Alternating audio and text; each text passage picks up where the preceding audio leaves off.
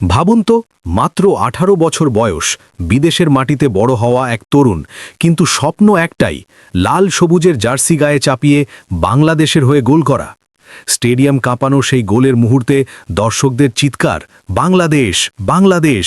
আর সেই গোলদাতা যদি হন প্রবাসী এক নতুন স্ট্রাইকার, যাকে ইতিমধ্যেই ভক্তরা ডাকতে শুরু করেছে দ্য কাভানি সোলেমান লাইট নামে। কে এই তরুণ, কেন হঠাৎ করে ঢাকায় ফিরলেন, আর কিভাবে তিনি হতে পারেন জাতীয় দলের স্ট্রাইকার সংকটের নতুন সমাধান? চলুন জানি বিথোশোক চাকমার গল্প। যুক্তরাষ্ট্র প্রবাসী এই তরুণ ফুটবলারের নাম এখন ধীরে ধীরে ছড়িয়ে পড়ছে দেশের ফুটবল প্রেমীদের মুখে মুখে। জাতীয় দলের স্ট্রাইকার পজিশনে খেলাই তার লক্ষ্য, আর সেই লক্ষ্য পূরণ করতে তিনি শুধু কথা বলেই থেমে থাকেননি, বাংলাদেশের পাসপোর্টের জন্য ইতিমধ্যেই আবেদন করে ফেলেছেন। অর্থাৎ স্বপ্নটা আর কল্পনায় নেই, এখন তা বাস্তবে রূপ দেওয়ার পথে। দেশের হয়ে খেলতে হলে যে আনুষ্ঠানিকতার দরকার, সেগুলোও তিনি একে একে সম্পন্ন করছেন। কয়েক মাস আগেই জুনে প্রবাসী ট্রায়ালে অংশ নিতে ঢাকায় এসেছিলেন বিথোশোক।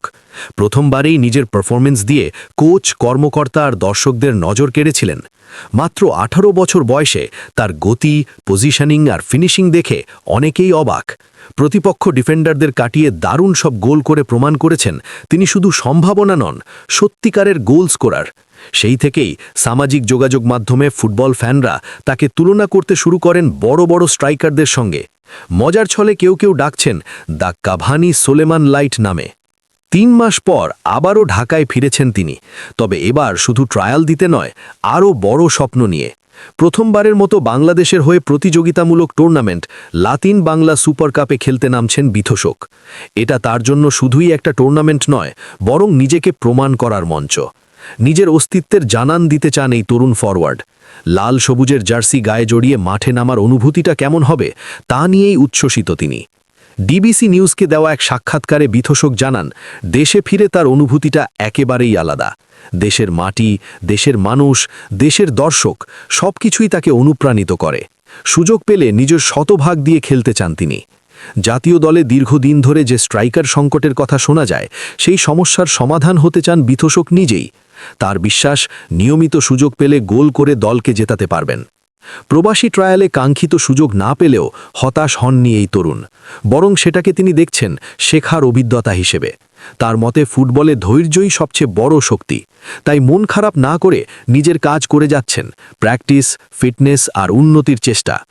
বর্তমানে যুক্তরাষ্ট্রের একটি একাডেমিক ক্লাবের হয়ে খেলছেন তিনি, যেখানে নিয়মিত ট্রেনিং আর ম্যাচ খেলে নিজেকে সানিয়ে নিচ্ছেন।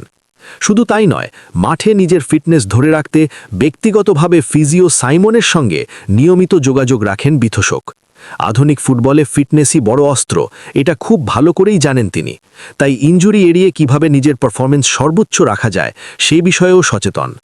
বর্তমানে ফ্রি এজেন্ট হিসেবে থাকায় বাংলাদেশের কোনো ক্লাব থেকে প্রস্তাব এলে তা গুরুত্ব দিয়ে বিবেচনা করবেন বলেও জানিয়েছেন তিনি। অর্থাৎ খুব শিগগিরই হয়তো দেশের কোনো ক্লাবের জার্সিতেও দেখা যেতে পারে তাকে। আর সেটাই হতে পারে জাতীয় দলে ঢোকার বড় সুযোগ। ব্যক্তিগত জীবনে বিথোশোক বেশ অনুপ্রাণিত ক্রিস্টিয়ানো রোনাল্ডোকে দেখে। রোনাল্ডোর পরিশ্রম, শৃঙ্খলা আর জয়ের মানসিকতাই তাকে এগিয়ে যেতে শক্তি দেয়। আর মজার বিষয় হলো, রাঙামাটির এই ছেলের সঙ্গে জাতীয় নারী ফুটবল দলের তারকা ঋতুপর্ণা চাকমার সম্পর্কও দারুণ। তাকে তিনি দিদি বলে সম্বোধন করেন। পরিবারের মতো সেই সম্পর্ক থেকেই পান বাড়তি সাহস আর সমর্থন।